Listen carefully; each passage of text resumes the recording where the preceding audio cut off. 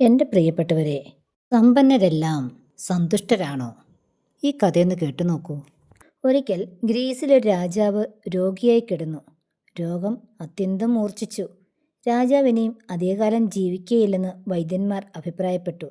അദ്ദേഹത്തിൻ്റെ മന്ത്രിമാരും അദ്ദേഹത്തെ സ്നേഹിച്ചിരുന്ന ജനങ്ങളും അത്യന്തം വ്യസനിച്ചു. ആ സമയത്ത് അടുത്തൊരു ഗ്രാമത്തിൽ ഒരു ഫക്കീർ പ്രത്യക്ഷപ്പെട്ടു. അയാളുടെ രോഗശാന്തി വരത്തെക്കുറിച്ച് ജനങ്ങൾക്ക് നല്ല മതിപ്പായിരുന്നു. ഫക്കീറിനെ വിളിച്ച് രാജാവിനെ കാണിച്ചാൽ രാജാവ് സുഖപ്പെട്ടേക്കുമെന്ന് ഒരു നേരിയ പ്രതീക്ഷ ചില മന്ത്രിമാർക്ക് തോന്നി. അവർ ഫക്കീറിനെ വിളിച്ചുകൊണ്ടുവരാൻ ആളെ അയച്ചു. ഫക്കീർ രോഗിയായി കിടന്ന രാജാവിനെ സന്ദർശിച്ചു. അദ്ദേഹം പറഞ്ഞു, ഇത് തീരെ നിസ്സാരമായ ഒരാലസ്യമാണ്. ഇതിനെയാണോ രോഗമെന്ന് വിളിക്കുന്നത്? വളരെ നിസ്സാരമായ ചില ചികിത്സ കൊണ്ട് അങ്ങേക്ക് സുഖമാകുന്നതാണ്. അനേകം മാസങ്ങളായി അവശനായി രോഗശയ്യയിൽ കിടന്നിരുന്ന രാജാവിന് പെട്ടെന്നൊരു പ്രതീക്ഷ തോന്നി. അദ്ദേഹം കട്ടിലിൽ എഴുന്നേറ്റിരുന്നു. എന്ത് ചികിത്സയാണ് ചെയ്യേണ്ടത്? ഞാൻ വിചാരിച്ചു എൻ്റെ കാര്യം തീർന്നെന്ന് രാജാവ് പറഞ്ഞു. ചികിത്സ വളരെ നിസ്സാരമാണ്, ഫക്കീർ പറഞ്ഞു. ഇന്നാട്ടിൽ ഒരേ സമയം സമ്പന്നനും സന്തുഷ്ടനുമായ ഏതെങ്കിലും വ്യക്തി ധരിക്കുന്ന ഒരു കുപ്പായം വാങ്ങിക്കൊണ്ടുവരണം. എന്നിട്ടത് രാജാവിനെ ധരിപ്പിക്കണം. ഇതാണ് ചികിത്സ.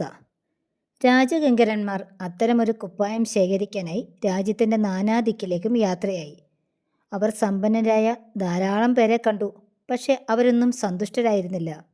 രാജാവിൻ്റെ ജീവൻ രക്ഷിക്കാൻ വേണ്ടി കുപ്പായമല്ല, തങ്ങളുടെ ജീവൻ നൽകാൻ പോലും അവർ തയ്യാറായിരുന്നു. എന്തു പ്രയോജനം? ഫക്കീർ പറഞ്ഞ സംതൃപ്തി എന്ന ഗുണം അവർക്കാർക്കുമില്ലായിരുന്നു. പലവിധ കാരണങ്ങളാൽ അവരെല്ലാം അസംതൃപ്തരായിരുന്നു. ഫക്കീർ നിർദ്ദേശിച്ച ചികിത്സ അസാധ്യമാവുകയാണെന്ന് അവർക്ക് തോന്നി. അവർ ദിവസങ്ങളോളം അലഞ്ഞിട്ടും അന്വേഷണം സഫലമായില്ല. അടുത്ത ദിവസം സൂര്യാസ്തമയമായപ്പോഴേക്കും കുപ്പായം തേടിപ്പോയ കിങ്കരന്മാർ കൊട്ടാരത്തിലേക്ക് മടങ്ങുകയായിരുന്നു. ആ സമയത്ത് ഒരു നദിക്കരികിലിരുന്ന് ഒരാൾ ഓടക്കുഴൽ വായിക്കുന്നത് അവരുടെ ശ്രദ്ധയിൽപ്പെട്ടു. അവർ അയാളെ സമീപിച്ച് ചോദിച്ചു, നിങ്ങളുടെ സംഗീതം കേട്ടിട്ട് നിങ്ങൾ വളരെയേറെ സന്തുഷ്ടനാണെന്ന് ഞങ്ങൾക്ക് തോന്നുന്നു. സമ്പന്നനും സന്തുഷ്ടനുമായൊരു വ്യക്തിയുടെ കുപ്പായം വാങ്ങി ധരിപ്പിച്ച് രാജാവിൻ്റെ ജീവൻ രക്ഷിക്കാനുള്ള ശ്രമത്തിലാണ് ഞങ്ങൾ. നിങ്ങൾക്ക് ഞങ്ങളെ സഹായിക്കാൻ കഴിഞ്ഞേക്കും. ഇത് കേട്ട് ഗായകൻ മറുപടി പറഞ്ഞു, ഞാൻ സന്തുഷ്ടനാണെന്നത് ശരി തന്നെ. ഞാൻ എൻ്റെ ജീവൻ പോലും രാജാവിനെ ത്യജിക്കാൻ തയ്യാറാണ്. പക്ഷെ നിങ്ങൾ കാണുന്നില്ലേ, എനിക്കൊരു കുപ്പായം പോലും സ്വന്തമായിട്ടില്ല. രാജകിങ്കരന്മാർ അപ്പോഴാണ് ആ കാര്യം ശ്രദ്ധിച്ചത്. ആ ഗായകൻ ശരിയാവണ്ണം നഗ്നത പോലും മറച്ചിരുന്നില്ല. ഇരുട്ടായി തുടങ്ങിയിരുന്നതിനാൽ അവരത് ആദ്യം ശ്രദ്ധിച്ചിരുന്നില്ല. ഏതായാലും രാജാവിനെ സുഖപ്പെടുത്താനായില്ല. സന്തുഷ്ടരായ മനുഷ്യരൊന്നും സമ്പന്നരായിരുന്നില്ല, സമ്പന്നരൊന്നും സന്തുഷ്ടരുമായിരുന്നില്ല. ഇതാണ് ഈ ലോകത്തിൻ്റെ അവസ്ഥ. ഈ രാജാവ് ലോകത്തിൻ്റെ പ്രതീകമാണ്. ഈ ലോകത്തെ രക്ഷിക്കാനാവുകയില്ല.